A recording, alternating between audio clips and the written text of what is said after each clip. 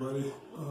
What we're working on today is Motorola E5 Plus.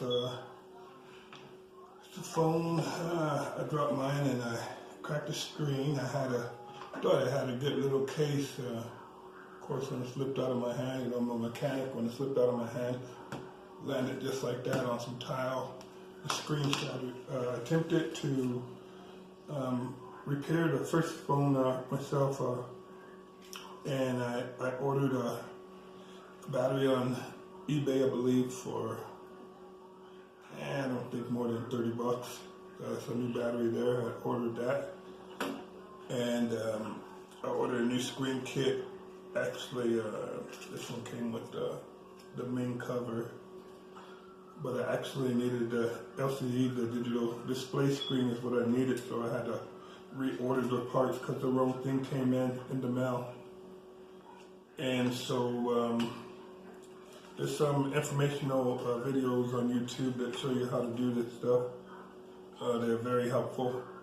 You can use a hairdryer, which I use, any crusty dusty hairdryer.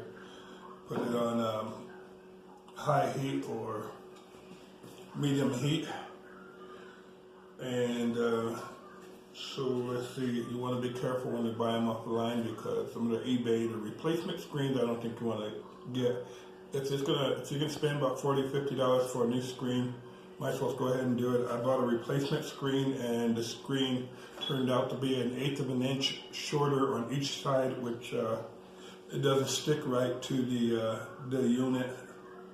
So I had to order another screen after, but they all work, but as far as covering the whole surface of the phone, it doesn't work. So let's get on. Okay, so videos case. Okay, so say I got this one disassembled. This is a backup phone here.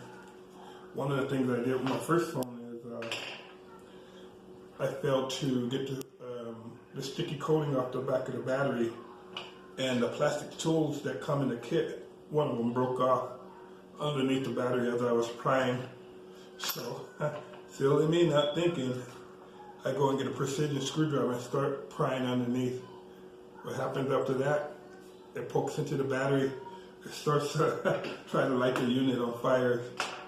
So, I actually put the fire out in water, so that's why this unit is a backup unit now. I recently purchased another phone of the same exact phone, and dropped that one the other night at work and shattered the screen. So therefore this second time around it went flawless. So let's move on. Okay, so I have a unit that's separated here. Okay, you want to get these hair dryers about hot enough. If you're holding a phone with your hand, you'll feel like you'll start to burn your hands. So it gets pretty hot. It seems like it gets hot enough to melt something. So when you melt, this is the back cover where the battery is at.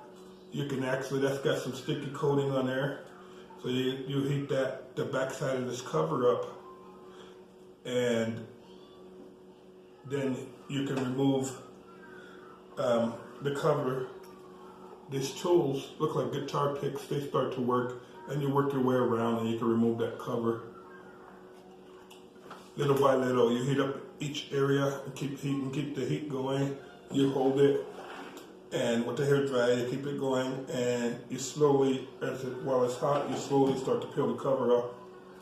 After you get that cover off, has a little plug there for the fingerprint reader in the back.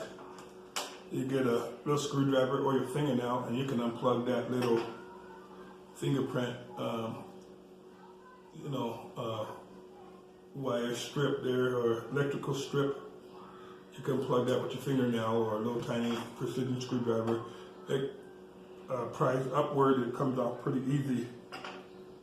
After that, the next challenge is getting this battery off. Now these batteries, when they come from the factory, they got quite a bit of glue on there. So same thing, you heat the battery up pretty darn hot to where your hands start to get hot.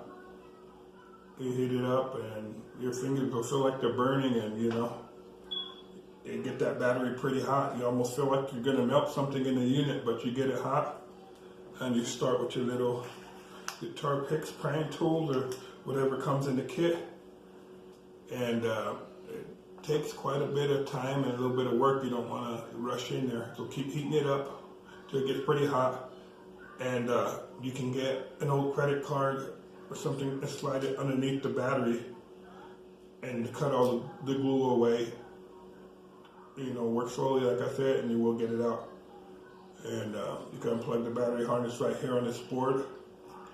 So you got that battery out, and you remove the screws and take out that power strip there, and it passes through the cut in this board here, passes right through that cut. The power strip for the new screen. That's what it looks like there. That plugs on to the back of the board up here after it passes through the screen. So this is actually off the screen. When you get the new screen, I've already installed on my other phone, or the phone I'm recording with. So the screen looks something like this, with a little bit of chrome pieces and stuff on there. And it'll have the wire harness hooked up through there. So you put that new screen on, pass the wire harness through there. I'm actually skipping a step. The screen is actually, they have a lot of glue on them too. Same thing, heat it up with your hair dryer, really hot.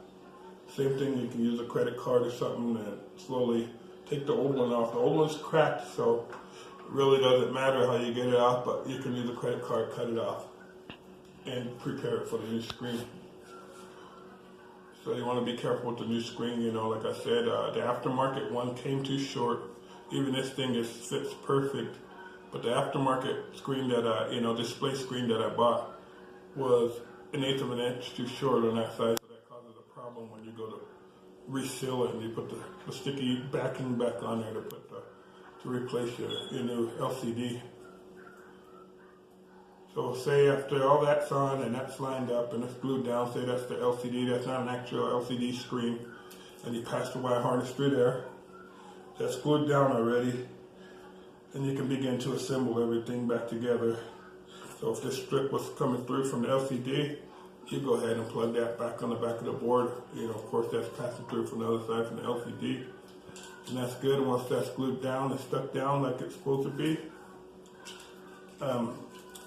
you can begin putting these screws back in that hold this deal there, and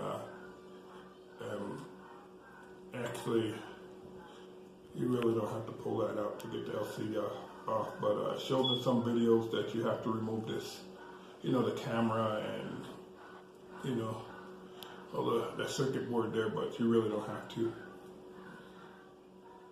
Okay. Assuming we have some little black wires on the side. Those are for the network, I believe, the antennas. So, you know, all that stuff, assuming all that has been removed. Okay, so we're assembling this back together. Okay, so you can, or however you feel about it, you can stick the battery back down if you like. I didn't personally. I know I'm going to break another screen and I'm going to have to replace it again. So you plug your battery in, and you press that harness back on. You want to make sure everything plugs in just perfect. You don't want to put too much force. You don't want to try to break anything. And your battery plug back in. You know, you can put some sticky stuff back on here. Like I said, I didn't add extra sticky stuff because, of course, I'm going to break another screen. Plug your fingerprint reader back on, you know. Anything you've removed to get to there, and voila. You can do this at home. Take your time. Practice makes perfect. Thank you for watching my video. Have a blessed day.